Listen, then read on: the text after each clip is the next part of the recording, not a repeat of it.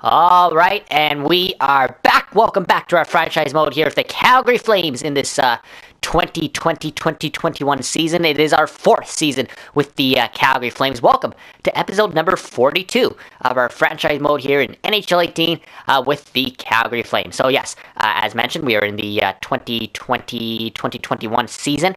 A lot of 20s here. And you can see here in the divisional standings, we've had a very successful start to our fourth tenure here with the Calgary Flames. We sit atop the Pacific Division with 36 points, a record of 18-6-0 in 24 games thus far through the first 2 months of October and November. So pretty good start. We do go 8-2-0 in October, followed up by a 10-4-0 month in November. So it's a really a bit of a poor start. This was the season opener right here. We did lose the first game there, but then we bounced back, went on a massive winning streak. Really good. We won every other game in October except for that first game. But then it looked shaky to start off. We did lose three of our first four, in November up to the Senators game, but then you can see here we went on another massive win streak. Couple losses here, but then again finished off the month strong. 2 wins against the Flyers and the Washington Capitals. Good enough, like I said, to go 10-4-0 there in the month of November, and 8-2-0 I guess here in October. Where was our other loss? San Jose. We lost here to New Jersey. Okay, so we finished off the month. We actually went 3 games here going into November on a losing streak. That's our longest losing streak of the season. 3 games. We've had a really good start to our season, so that's good to see. Again, welcome to episode number 42. This is going to be fun. We're going to jump right into the months of December and hopefully January here, as we try to continue to go through our franchise mode here. I just really quickly want to mention this is the first time I'm recording an episode or filming an episode since the real life trade or the real life signing of James Neal here in Calgary. Of course, that's relevant to our franchise mode because we just got rid of James Neal. We traded him to the Arizona Coyotes in the off season. He was with us for 3 seasons here in Calgary, and we made a trade there with Arizona here, for Aaron Fisher. So you can see Neal dropped in this game to an 83. He is on the second line there, or playing second line potential there with the Coyotes. 10 points there, -9 in Arizona for James Neal. But in real life, this is a massive signing for the Calgary Flames. This guy's up here, a sniper, power forward, as he's listed in this game. It's going to be a huge add for the Calgary Flames. So I really like what they've done this offseason here in real life. They're making some big moves. I was a little hesitant. Of course, we talked about that Dougie Hamilton trade a couple episodes back, but I like what they're doing. They're starting to fill in their depth. They're addressing their needs. They bring in Neal, which allows Elias Lindholm to drop down to the second line, where he's more of a defensive forward anyway. Better suits him on that line with Backlund and Tkachuk. That allows Neal, a true sniper power forward. That's what they need. Basically, he's just a very consistent and much better Michael Furlan. That's exactly what they need with Monahan and Gaudreau. And then they really have a lot of depth down there. Derek Ryan signing on as well. Bringing in guys like Austin Czarnik, really adding some depth down there. And that's what they need. So really liking what the Flames are doing there in real life. But back to this game. Yes, we did just trade James Neal. He was a member of the Calgary Flames. So in a lot of my franchise modes over previous years, I have predicted players on the Calgary Flames that have eventually signed with the Calgary Flames, going way back to, I don't even know what game it was, but I predicted that the Flames would get Sam Bennett, so I had Sam Bennett on the Flames before he was a member of the Flames. I also traded for Dougie Hamilton before Hamilton was a Flame. I think it was NHL 14 or 13. I traded Giordano for Hamilton way back in that franchise mode. Of course, that happened in real life. And then, of course, we had James Neal. So I like the pattern we're going with. I do wish it was John Tavares, because we also have John Tavares on this on the Flames. Would have been nice if we landed John Tavares instead of James Neal. But he went to Toronto. Toronto's going to be stacked next year, and we'll take James Neal. So, anyways, back to this game. Back to our franchise mode here with the Calgary Flames. Like I said, we're through 24 games here in this season, and you can see we're off to a really good start in terms of team records, in terms of players.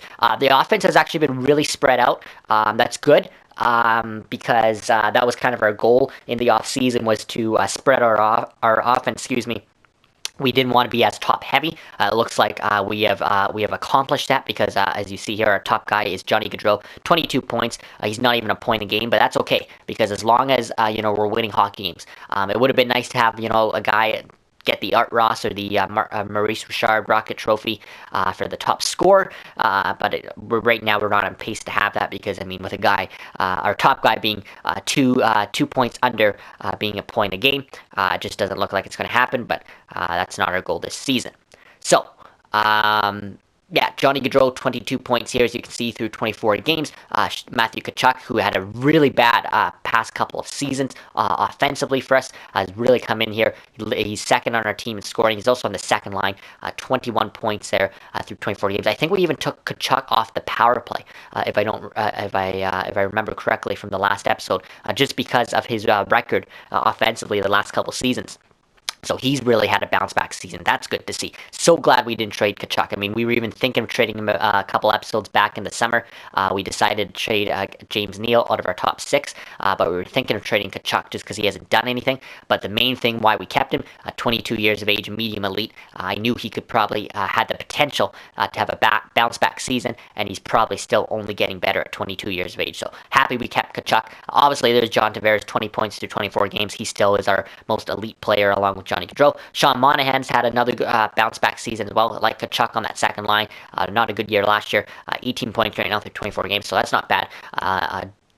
Jake Bean, has a really good year. He's leading our defenseman in scoring, 8 points. There's Blake Wheeler on that top line, 16 points. Dougie Hamilton, 16 points.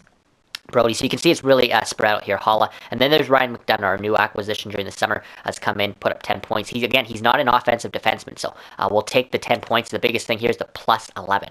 Liking that right there. That's why we brought him in. He's our defensive defenseman, and he's doing a good job thus far. So just look there. There's Christian Fischer, who we traded for James Neal. He is one better than James Neal, only 23 years of age. I still think that was a steal of a trade. He's not having the best start to the season offensively on that second line, just 7 points through 24 games, but he'll probably bounce back here in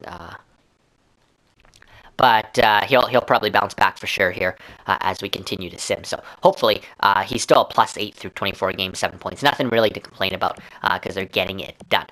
So that's just a quick look at our stats through 24 games. I just wanted to look at it quickly before we jump into the simming here. John Gibson has played 22 of the 24 games, 17-5-0. Really good record there. A 928 save percentage, not bad. He had a bit of a shaky start. There was a few games there. I think it was in beginning of November where he was having a shaky start, but he's really bounced back. 928. 199 goals against. I mean, that's all you can ask for. Haldobin, he's been 900 through 2 games. We've been very hesitant to put him in because, of course, he's only 78. But 900 through 2 games isn't bad for a backup. We'll probably have to get him in a few more games here as we continue on. So just quickly, I just want to look at where we stand in terms of power play and stuff like that. So again, we're atop our division. We are atop the Western Conference there, 36 points, 2 points ahead of the Stars, or the Blues, 4 points ahead of the Stars there. The Oilers are the next closest team to us in our division at 28 points. And in terms of the entire National Hockey League, we are atop of the NHL as well. So atop of the Pacific, atop of the West, and the NHL in total. That's what we like to see. Again, we're only 2 points though up on the Blues and the Jackets, who both have, the Blues have a game in hand. The Jackets, we have a game in hand on them. But anyways, so it's good to be atop of the National Hockey League. That's what you want to see. But just quickly here, I just really want to look at goals for and goals against. So where are we standing here in terms of goals for? We are the third team, tied for second, I guess, with Philly, 76 goals for. Dallas is scoring 85 goals, 3.70 goals a game. We've got 3.17 goals a game, so that's not too bad. That's pretty good whenever you're a top 3 team in that department. That's pretty good. Goals against, 52. Are we near the bottom? We are. We are the 4th best team in terms of goals against, averaging 2.17 goals against a game. So we're top 4 in goals against. We're top 3 in goals for. So that's exactly what you like to see. In terms of the PP, 25.9, second in the NHL. That's really good. So again, I don't think Kachuk's on the power play, but we're not going to worry about switching things up. We're operating at 25.9%. That's leaps and bounds better from what we were last year. We had an awful power play last year. This is where we should have been last year. We had such an elite offensive core and team in general last year. There's no reason we shouldn't have been exactly here last year. And in terms of the PK, 85.9, is that near the top? It's not the top, but it's top 10, so that's still pretty good. 85.9, not bad. So we're doing really good in every stat, every category, and our record shows that we're the top team right now in the league. So let's just hope that this continues for us. So let's jump right in. Let's see if we can just ride this momentum into the months of December and January and continue our really good season here. I mean, this is what I was hoping we would have had the last couple seasons with the team that we had assembled. It looks like the moves we've made in the offseason is exactly what we needed thus far. I mean, it's still very early in the season, but liking our moves thus far. So here we go. We got the Pittsburgh Penguins to kick off the month of December. So first period against the Pens, nothing. Second period, we do get the first goal, Blake Wheeler. Third period, do we hang on? They get two, but we also do get one more. So it's tie going to overtime. Cogliano scores for us, Malkin and Russ for them. Overtime, do we get the extra point? Shootout, do we get the extra point? They do. They get the shootout goals from Crosby and Sherry. Johnny Gaudreau scores for us, but we do pick up a point out of this one. Drop our first game of the month of December, but we'll take the point. We'll definitely take the point to stay on a point streak here. Monahan, Wheeler in the minuses, so not the best there. And Gibson 9-4, really good night for Gibson. Not much we can do about that. That was just a 3-2 shootout loss against a very good Pittsburgh team. So we continue this mini road trip. We were in Washington, we were in Pittsburgh. Now we head to Chicago, and you can see it's a fairly busy month of December. So let's keep on rolling. Just looking down there at Stockton, 6-17-1. You'll remember we added some defensemen in the last episode in a trade, and then we also picked up a defenseman from New Jersey off of waivers. So that allowed us to add a little bit more depth on the back end there. But that team really needs help offensively. I think is where they're hurting. I think we have a good goalie down there. I think we have some good defensemen down there. We have a lot of good defensemen down there. We probably have one of the best defensive cores in the AHL. Just looking here, 3.9 for Gaudreau and Tavares, 2.9 for Monahan. But we do probably have one of the best defensive cores in the AHL, but we're just not getting it done offensively, and it shows in our record. But again, I'm not worried about the AHL record. I mean, 6-17-1. That's a horrible record, but we're not worried about the AHL team. So, it'd be nice to see them do good, but at the end of the day, we can't be worried about that. We're trying to ultimately win a Stanley Cup here in the NHL. So here's an incoming trade. Again, we did make a trade in the last episode. We acquired a depth defenseman, Martin Merchant, depth forward, Joffrey Lupul, and a sixth for a fifth and a prospect from Minnesota. Let's take a look at this incoming trade here from the Islanders. So they want to give us a fourth and Paul Byron. They want our seventh, our sixth in this year's draft, and the Sakic guy who we acquired as part of that James Neal trade. Was it that James? No, it was a part of, where did we get that Sakic guy from? It was in the summer. Was it in the McDonough trade? No. Oh, it was when we traded Orpik. So basically, we traded Orpik to Washington just to free up his salary, and we had to take a roster player back, so we got this guy for free. So technically, this is like a free player, a sixth and a seventh, for a fourth and Paul Byron, the former Flame. So let's take a look at what Byron offers. 78 depth forward. When we go here, we know we need help in terms of depth forward. 2 years at 1.4. He is on a one-way. You know what, though? He is a depth forward, and that's exactly what we need. This isn't a bad trade because we're just giving up basically a player we got for free and a sixth and a seventh, the two lowest draft picks you could have, and we are bringing back a fourth. I'm doing this trade. I think this is a good trade. Whether we keep Byron in the NHL or send him to the AHL, even if he has to clear waivers, this is a pretty decent trade for us. I think so. The value says it's a little bit in their favor, but I'm doing this trade. We don't need this Sakic guy. Like I said, we just brought him in just to take back a player, and we don't need a sixth and a seventh in the draft, especially when we're getting higher round picks. Let's do this trade. I like that trade, and we could use the help in terms of Paul Byron. So we'll accept this trade with the Islanders. we actually now have, if they put Byron on our NHL roster, we should now have both Paul Byron and Joffrey Lupul now as depth forwards. And suddenly, for a team that came in with just 12 forwards in the NHL to start the season, we now have 14 forwards. We now have options there in terms of forwards. And if they're not playing in the NHL, like I said, we can put them in the AHL. We just said the AHL needs help, so we can always throw them down there. So we do lose this game here to the Detroit Red Wings by a score of 4-2 after winning against the Chicago Blackhawks by a score of 4-2. Just taking a look here. 2-point night for Brody and Wheeler, but also in the minuses was Brody, Hamilton, Fu, Hollis. Third line not having a good night at all. And Gibson goes 8-7-5, so not a good night for Gibson. Might just be a bad game. We'll see if they can bounce back as a team, as a whole, in this next game here against, I guess, the Islanders, the team we just made that trade with. So, minor trade, but I think it was a good one for us. Excuse me. So we are now 19-7 and 1. Okay, so we have to. Hathaway just got injured. So yeah, you can see a look at our forward group down here in the AHL. We really don't have a lot of help. So is Byron down here? Is he in the NHL? He's probably in the NHL. So who do we have in terms of depth down here? Not a lot of options at all. We don't even have any scratch players. We do. They're all defensemen. Okay, so we need help in the AHL. So I think what we're going to do is send some guys down. So why don't you give me a second here? I'm going to... what do we have here? You know what? I'm going to put Tuola here for now. I'm going to fix these lines. What I'm going to do is I'm going to put either Lupul or Paul Byron down here to give us some help in the AHL. So give me 1 second. Alrighty, so what I did is I got Joffrey Lupul down in the AHL. It actually worked out perfect because Lupul was actually on a 2-way contract here. So it worked out perfect. He didn't have to clear waivers. And he's actually 76. Paul Byron's at 78. So Byron's the better option to have as our 13th forward in the NHL. And that allows the 37-year-old Joffrey Lupul to come in, bring us much needed help there in the AHL. He becomes our best forward in the AHL.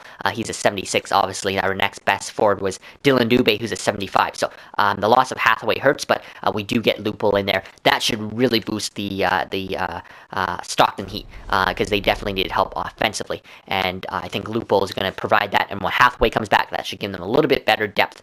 So this is why I like making these trades because they're depth trades. They don't mean a lot for our NHL team. I mean, they did give us insurance in case of any injuries.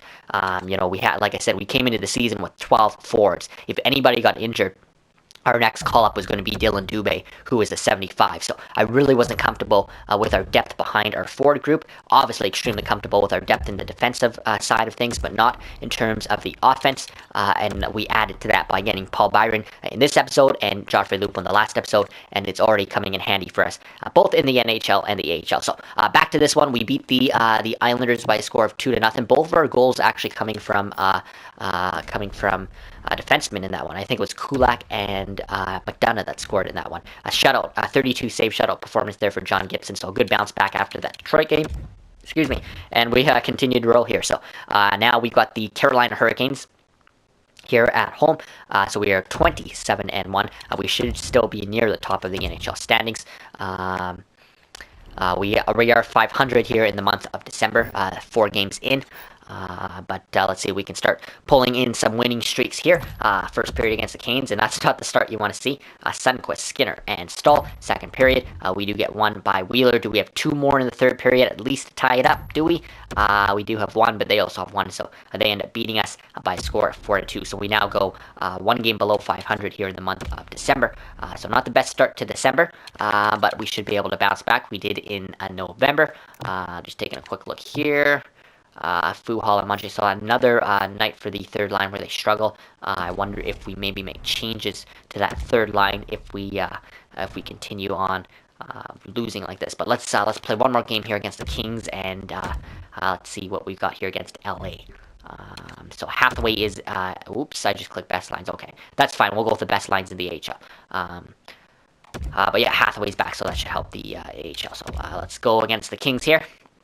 And the main thing about the AHL is why we're not focused too much. I said in the last episode, we're not focused too much on the American Hockey League in terms of what the lineups look like this year, because 2-1 win here against the Kings, because because we're not really growing any prospects. We don't have any prospects. Yusuf Valimaki was our last real prospect that we wanted to grow, and he's now in the NHL. Albeit he is not playing, but he is in the NHL now. If we don't end up playing Valimaki, which he has yet to play, I think, a game this season, we probably should send him back to the AHL just so he develops a little bit more, providing he doesn't have to clear waivers, because he's our top prospect. But he did make the team as the 7th defenseman. So he is in line to come in here. But we really haven't made any changes to our lineup at all this season because we've been having such a good start. So, but yeah, if he's not getting any ice time, we probably should send him back to the AHL. I mean, that'd probably be a good idea. But right now, he's in the NHL, so we don't have to worry about anybody in an AHL. Like, we're not trying to, like, obviously Dylan Dubé, guys like that are still growing in the AHL. But for the most part, we're just, we don't have a lot of prospects anymore because we've come through that process over the 4 years where we've been trading away a lot of draft picks and prospects and bringing in roster players to help win a Stanley Cup. So we're just kind of in that phase right now. But we're not really focused on the AHL in terms of who's getting the ice time. But I'm thinking maybe we will put Yusuf Valimaki down there at the end of this month if he does not get any ice time. Because that will be 3 straight months where he has not played any hockey. And we don't want to hurt his development either. So former Flame Camilleri, Calgary Flame center Sean Monahan 1-1 after 2 third period. We get 2, they get 1. We do end up winning this one. Fu, Tavares, we've suddenly won, I think, 3 straight. Haven't even looked at the stats in these last 2 because they've been pretty low-scoring games. Here. So Fisher has just been injured. He sprained his ankle, not expected to return until January 3rd. So looks like we will be bringing in Paul Byron. So good thing we have that depth now. This is exactly why. So what we're going to do is Wheeler can go back to the top line where Fisher was playing with Tavares and Gaudreau. We will put, let's put Fu up there. Well, yeah, we'll just bump everybody off on the right side up by 1. Paul Byron is a centerman, I believe. No, he's a left winger. All right, so we'll bring Paul Byron in at 78. We don't want to substitute him in all lines, just in there. And then Tkachuk, because he's been playing good, we'll put Tkachuk in all of Christian Fisher's lines here. Like I said, I've had Fisher getting more ice time because Tkachuk just didn't have a good season last year. But he's having a much better season in terms of offense anyway this year. And Fisher has not had the best start either, so we'll put Tkachuk here in all of these lines. Just quickly here, he's in everything. We'll put Fu there, that's fine. I didn't think he was in this many lines, he is. Geez. Who do we want in on? We'll just up Fu's ice time here in a lot of these scenarios. Geez, Fisher was in a lot. Put Dougie Hamilton in there. Shootout. All right. So yeah, we lost Fisher to the end of this month. So start of next month. So we got the Coyotes. Here's another incoming trade. This has been a busy episode. I don't know how far we're gonna get into this simming here, but lots of trades, lots of transactions, injuries that we've had to deal with in this episode. So they want to give us Miller and a 5th for a 4th, and this Modano guy. Modano was our 7th round pick in 2019, low top 6 potential, but he is only 63. This Miller guy, Colin Miller, 78 as a, you know what?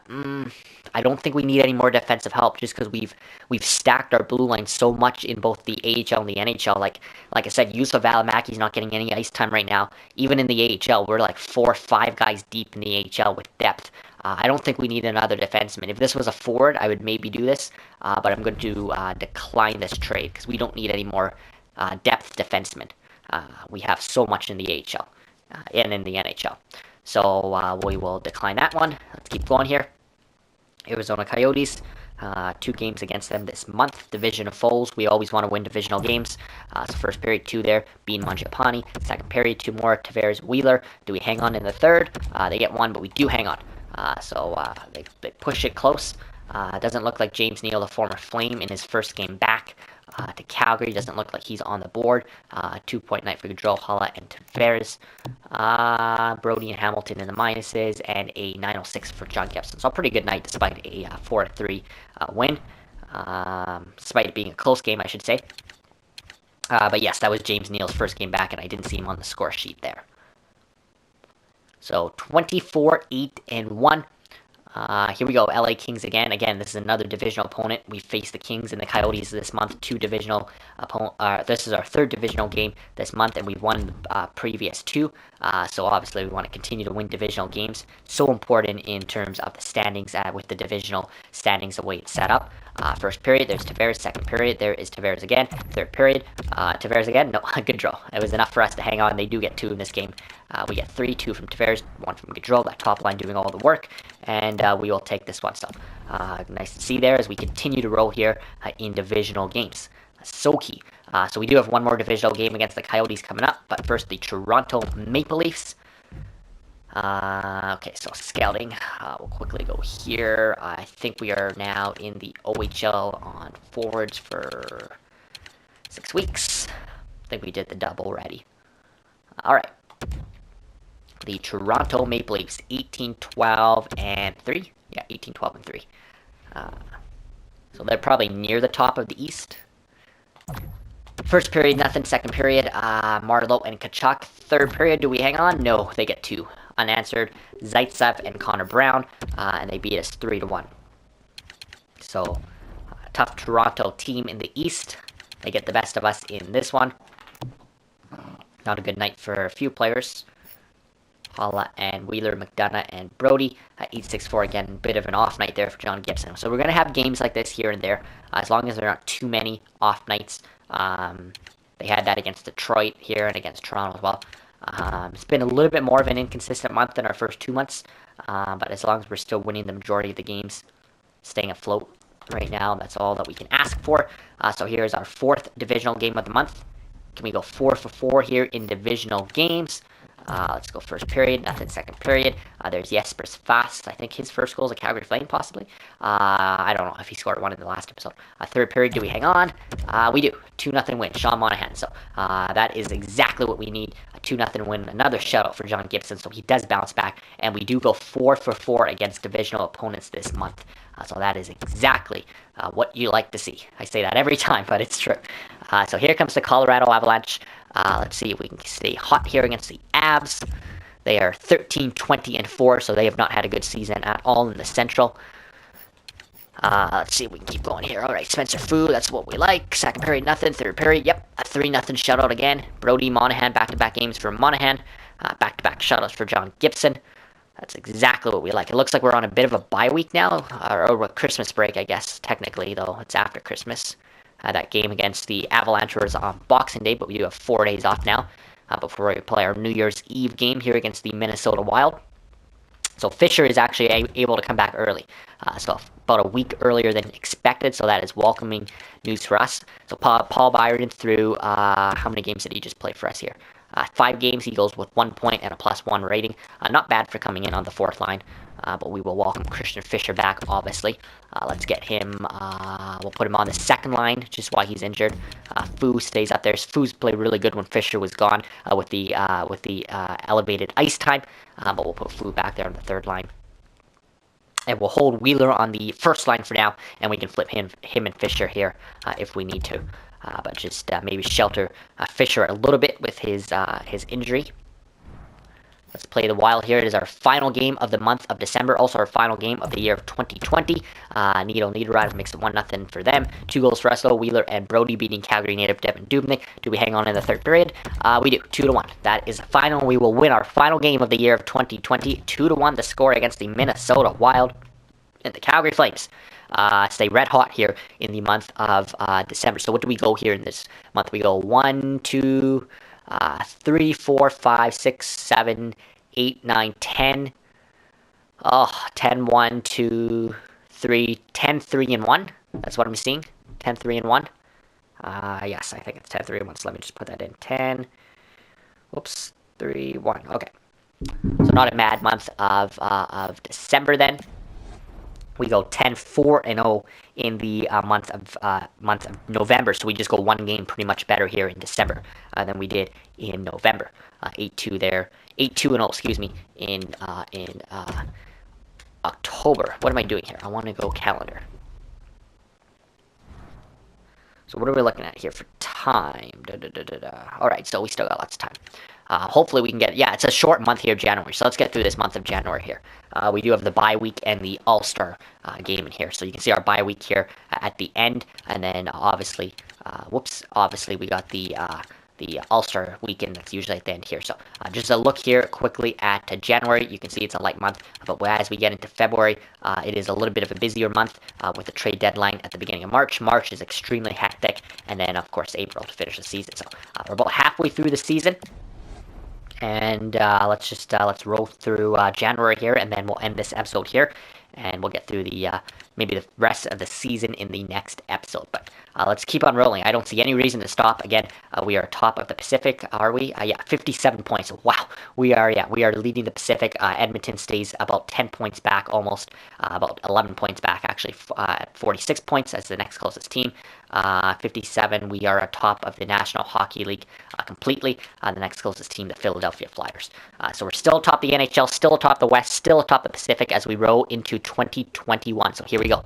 Again, you know what? We did say we were going to send Juuso Välimäki back down, though, if he was not getting any playing time, which he's not. So let's do that. Can we send Välimäki back? Is he only if he's on a two-way contract, which he should be? Yeah, he is. So again, he's played no games for us right now. He's been our seventh defenseman, has got no action this season. So let's not waste that. Let's get him back into the American Hockey League. And let's go to edit lines here. We should have the best lines in the AHL. Yeah, so we do. They're in terms of best. I don't know why this guy's here if we went with best lines. But you'll see, so yeah, we got Loophole in there, we got Hathaway back in there. But you'll see, in terms of defensemen, we have so much depth down here. We're 5 defensemen deep. So now we're going to take out this guy here, and every defenseman will be above 75 in the AHL. Like, this is how much depth we have in the AHL right now. So you can see here, that's incredible. So we want Juuso Välimäki playing top pairing minutes. We'll put Wotherspoon up there. So we'll go Marincin and Välimäki, Wotherspoon and Cuckoo, and then Jacobs and Keith Ollie.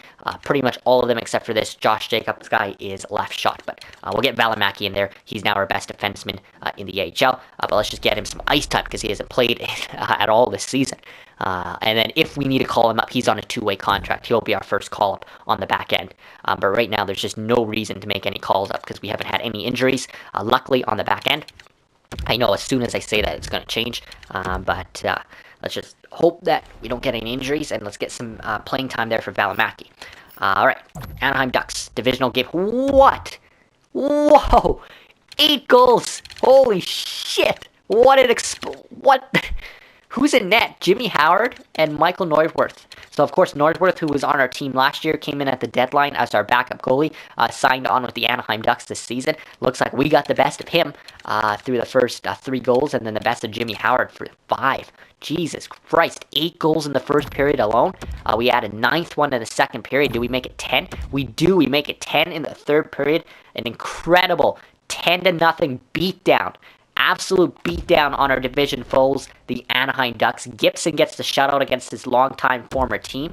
But that's amazing, especially against Anaheim. You could not have picked a better team out of the 30 other NHL teams than the Anaheim Ducks to beat up 10-0. Like, if I had to pick one team to absolutely embarrass and beat up 10-0, it would be the Anaheim Ducks. So, I mean, Edmonton would probably be a close second, but it's nice to see us get that 10-0 beatdown on the Anaheim Ducks. Divisional games, too, so that's all you can ask for. I wish we would have saved some of those goals here, though, for this Edmonton game, because this is a divisional game. This is the real important divisional game, because Edmonton's the closest team to us. Despite being about 10 points back, we still want to win this game. So first period, nothing. Second period, Tavares third period, nothing. We do hang on for the 1-0 win. So a lot more different than that last game against the Ducks. 10-0 win, and then a 1-0 win. Back-to-back shutouts, nevertheless, for John Gibson. What a start to the month of January, and what a start to the year of 2021. 11-0 through 2 games in 2021. That's not a bad way to start. So here we go. We got Detroit, who we lost to last month. Let's see if we can pick up a W here against them in this month. So first period, 3 goals for us, 1 for them. Second period, another 3 for us. We're really getting it offensively this month. And another 10 scored game for us. Jesus, 4 goals in this third period. What is going on? Like, what? That's 21 goals in 3 games. Like, I'm not even looking at the stats because this is insane, but 21-2. We've outscored our opponents in 3 games to start the month of January. That's not a bad start, eh? That's not bad at all. So now we got the Toronto Maple Leafs, who we also lost to last game. I am liking this start. Back, like, 2 games which we score 10 goals. Like, that's usually you don't even get 2 games in one season which you score 10 goals. Usually you don't get 1 game per season which you score 10 goals a game.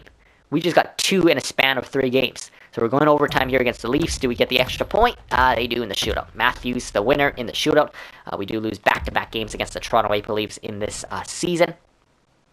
And get our first loss of the month of January. But it doesn't matter. We've still completely outscored our opponents by a 22-4 score here in the month of January. That's not bad. 3-1 here in January. Can we make it, or 3-0-1, I should say, in the month of January? Got the Devils here. 3 goals, or 2 goals for us there. Stastny gets 1 for them, 2 from Tavares. 1 from Brody, a hat trick for Tavares. Calgary, Taylor Hall scores. 3rd period, nothing. So that's how we will end this one. And we do go 4-0-1 here in the month of January. So you can see this is a really short month. Rangers here. Rangers, Jets, then our bye week. Then Sharks, Stars, Ducks, and Habs to end off the month of January. Let's just keep rolling here. We are hot here right now. And that is exactly what we want right now. This has been such a good season for us, but we are only halfway through the season. So let's not get too cocky yet. Gaudreau scores. They get 2. They get another 2 there. We do get 1. We lose this one 4-2. We'll shake it off and get into the next game. 4-1-1, I believe. Here we are in the month of January. We got the Winnipeg Jets now. 32-10-2 is our record on the season right now. That's a really good record. Here's the Jets, 20-21-4, so about 500 on their season. First period, they get 2. Little and Lowry. Monahan scores. There's Fu and Gaudreau. Shifley scores. And then, wow, we explode once. I don't know what it is with this offense just exploding, but that's the 3rd time that we've scored either 8 goals or higher this month. They do score 4, so that was a lot of goals to give up, but we'll take the 8-4 win. We'll double them up there to go into our bye week. And then we got the Sharks here. 5-1-1 here in the month of January. I mean, just staying red hot. That's all you can ask for right now. Here's another incoming trade. They want to give us another defenseman, another depth defenseman in Brandon Manning.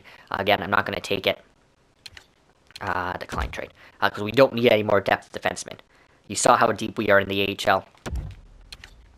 We just don't need any more. Offensively, yes, we will take depth offensively, but we don't need help defensively. So here's another divisional game. I don't know if we've lost a divisional game yet this year. We do hang on here, win against the Sharks 3-1. But our divisional record is a huge reason why we've been so good this year. Just absolutely amazing record against divisional opponents. Okay, 3 more games here to go. Stars, Ducks, and Habs. Let's see if we can just get through the end of this month, staying red hot, and roll into February.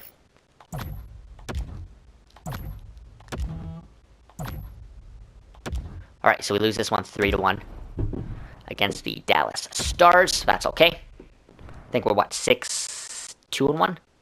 Something like that in this month. Okay, here's another divisional game. Let's see if we can stay perfect against divisional opponents.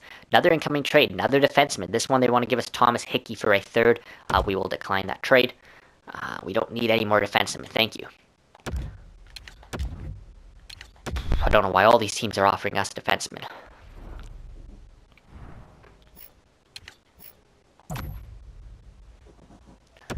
Fast, 3 more goals there. Holla, Fisher, Kachuk. Another offensive explosion game where we put up 8. That's 4 games now where we go 8 goals or higher, 2 8-goal games, and 2 10-goal games. What a month of January. This is unbelievable. Alright, Habs to end off this month. And end off this episode.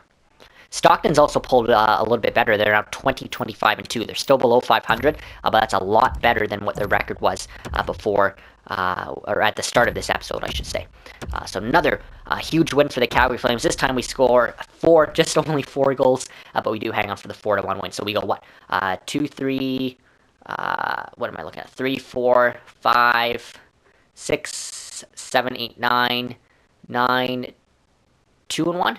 Is that what I'm looking at? Let's see here. 9, 2-1 in the month of January. So let me just quickly put that in. Yeah, what an incredible month of January. I mean, 9-2-1 is obviously a really good record. But the main thing about that month was just the offense. We that is a lot of. I'm not going to add up all the goals we scored compared to goals against in that month. I'm not going to add up our goal differential because that will take forever, and I don't feel like doing that. But that was a lot of goals. Like, we scored a lot of goals. 2 10-goal games and 2 8-goal games in the same month. That's unheard of. So anyways, we will end this episode here. The Calgary Flames, 74 points to sit atop of the Pacific, and I believe the National Hockey. Yep, we're well in control right now. We're not well in control, but we are about at least 7 points up on the next closest team, because that would be the St. Louis Blues in the Central. So we are atop of the NHL, comfortably atop of the Western, and extremely comfortably atop of the Pacific. You can see Edmonton, the next closest team, at 58. It's a logjam after that. Edmonton 58, San Jose 55, 52, Anaheim 50 for the Golden Knights. But us at 74, 49 games thus far. We have gone 36, 11, and 2. What a record for the Calgary Flames. Johnny Gaudreau's hot with 55 points in 49 games. It has been an absolutely amazing start to the season for the Calgary Flames. We're just past the halfway mark, and things are looking really good. I mean, we could, it's early, but we could be on track for a President's Trophy for the first time since the late 80s. It would be our first President's Trophy for this organization since then. But the main thing is we don't care what happens this regular season. We just want the Stanley Cup. We've made it to 2 straight Stanley Cup finals. This is an amazing season, but I would trade it all just to win the Stanley Cup. Like, I would rather squeak into the playoffs and be like a bubble team and win the Stanley Cup than be the top team and lose the Stanley Cup. Like, we just want that Stanley Cup. So we will end this episode here. Very good start to the 2020-2021 season for the Calgary Flames. We'll try and pick up the rest of the regular season in the next episode. It might be tight because it's going to be a very busy months of February and March. And then the first week of April, plus we have the trade deadline in there as well, so that'll probably split into 2 episodes, at least 1.5 anyway. But we'll end this episode here in our franchise mode, the Calgary Flames.